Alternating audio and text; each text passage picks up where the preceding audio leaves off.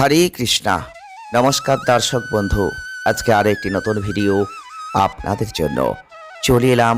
আজকে একটি গুরুত্বপূর্ণ বিষয় নিয়ে আলোচনা করতে, কারণ আগামীকাল রয়েছে উৎপন্না একাদশী। আর উৎপন্না একাদশী নিয়েই কিন্তু আজকে আমরা আলোচনা করব। উৎপন্না একাদশী কি, কেন পালন করবেন, উৎপন্না একাদশী ঠিক কখন কবে পালিত হবে। 2024 উৎপন্না একাদশী আপনারা আজকের ভিডিওয় বিস্তারিত জানতে পারবেন। মার্গশীর্ষ কৃষ্ণপক্ষের সময় পালিত হয় কিন্তু এই একাদশী, যার নাম উৎপন্না। আধ্যাত্মিক এবং বস্তুগত আশীর্বাদ প্রদান করেন একাদশী। একাদশী হিন্দু ধর্মে একটা বিশেষ স্থান ধারণ করে ফেলেছে। বছরে আমরা 24টা একাদশীর উপবাস পালন করে থাকি, তবে প্রত্যেকটা একাদশীর আলাদা আধ্যাত্মিক তাৎপর্য আছে। তো তেমনই উৎপন্না একাদশীও একটি গুরুত্বপূর্ণ একাদশী। একাদশী হিন্দু ধর্মে একটা বিশেষ স্থান পেয়েছে। তো আপনারা আজকের ভিডিও জানতে পারবেন যে একাদশী তো অবশ্যই পালন করা উচিত।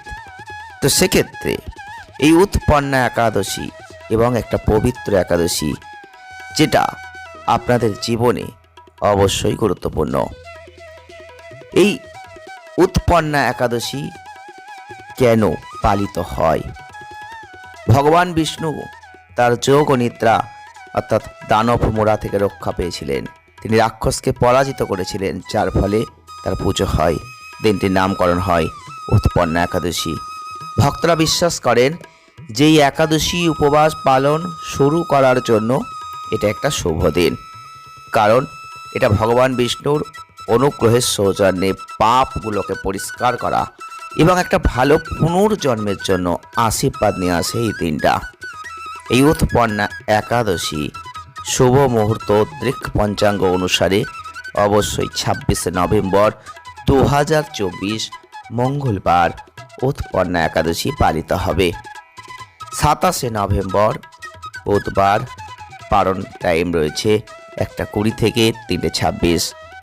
পারণা দিবসে হরিবাসরের শেষ মুহূর্ত 10:26। একাদশী তিথি শুরু হচ্ছে 26শে নভেম্বর 2024। একাদশী তিথি শেষ হবে 27শে নভেম্বর দুপুর 3:47। এই বছর উৎপন্না একাদশী প্রীতিযোগ, শিবযোগ এবং আয়ুষ্মান যোগ সহ বেশ কয়েকটা শুভযোগের সাথেই পরিলক্ষিত হবে। এই একাদশী যারা পালন করবেন, ভক্তি ভরে উপবাস করবেন, লক্ষ্মীনারায়ণের উপাসনা করবেন, তারা মনের ইচ্ছা পূরণ করবেন। জীবন এবং বাড়িতে সুখ সমৃদ্ধি সম্প্রীতি অবশ্যই পাবেন। উৎপন্না একাদশীর কাহিনী অনুযায়ী যদি দেখি, দেবী একাদশীর ঐশ্বরিক কর্মের মধ্যেই নিহিত।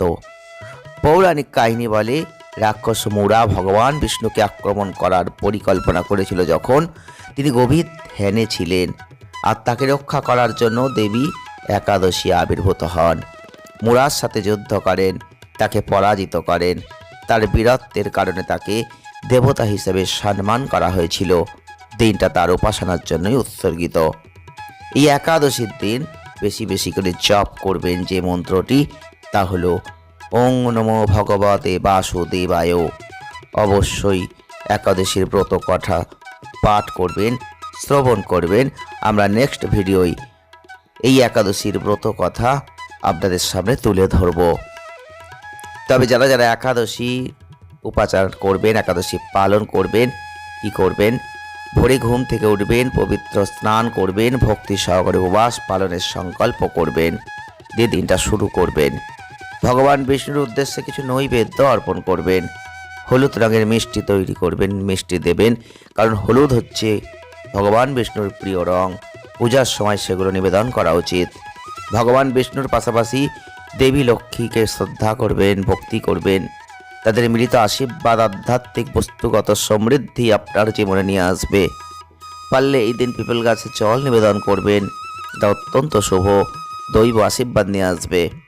যে ভক্তবৃন্দরা আন্তরিকতার সাথে এই একাদশীর উপবাস পালন করবেন, তারা অতীতের পাপ মোচন অনুভব করবেন, মোক্ষ লাভ করবেন, এটাই কথিত আছে।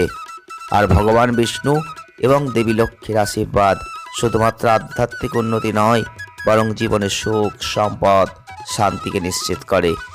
এই উৎপন্ন একাদশী একটা উল্লেখযোগ্য দিন, যা শুধুমাত্র ভক্তি এবং মন্দ এই দুটোর ওপর ভিত্তি করেই একটা বিজয়ের প্রতীক তা কিন্তু নয়, বরং ঐশ্বরিক করুণা খোঁজার এবং একজনের আধ্যাত্মিক যাত্রাকে পুনর্নবীকরণ করার সুযোগ হিসেবে কাজ করবে।